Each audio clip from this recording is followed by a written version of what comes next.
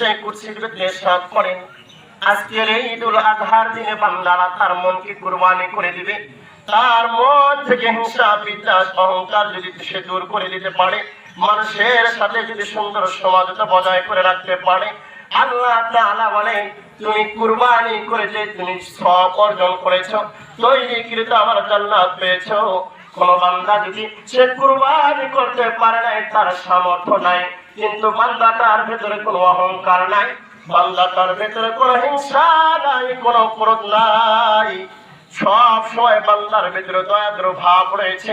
সব সময় মানুষের প্রতি সহনশীলতা দেখায়, সব সময় মানুষের সাথে সুন্দর আচরণ করে। বান্দা যদি এরকম কুরবানি করতে পারে, আমি তোমার কুরবানির বদলে যেরকম আমি তোমার আমলনামায় সওয়াব দিয়েছি, ওই বান্দাটা কুরবানি করতে পারে নাই, কিন্তু তার এই সুন্দর মাধুর্যতাপূর্ণ আচরণের কারণে আমি আল্লাহ তাআলা ওই বান্দার আমলে কুরবানির সওয়াব দিয়ে দিলাম।